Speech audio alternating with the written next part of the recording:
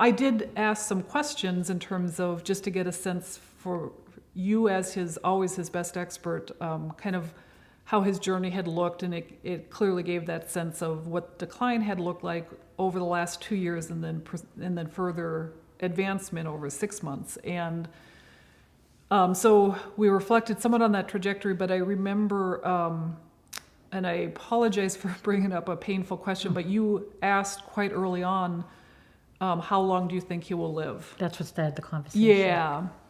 And I'll just share my routine ways to think from experience. Sometimes I'll answer it that I would anticipate he would be with us a year from now. That doesn't mean he won't be. And that's in the circumstance when someone clearly looks in a stable place. Where Barry looked, I answered it the other way, that he may not be with us a year from now. That doesn't mean he won't be.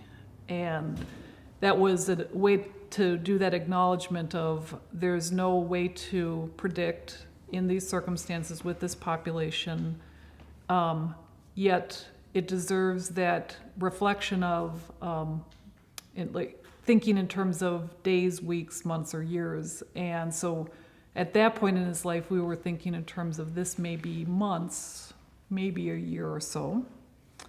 Not that we know, but to help anticipate. For me, we're looking to help things unfold slowly, comfortably, rather than being so acute that we have a hard time getting on top of it. So it's almost like anticipating what features are telling us of further changes to respect, and then revisit how the care plan can best support your always loving goal that he have the best days possible and that he be as comfortable as possible, and then his end of life, when and if that is going to happen, that'll be as comfortable as possible.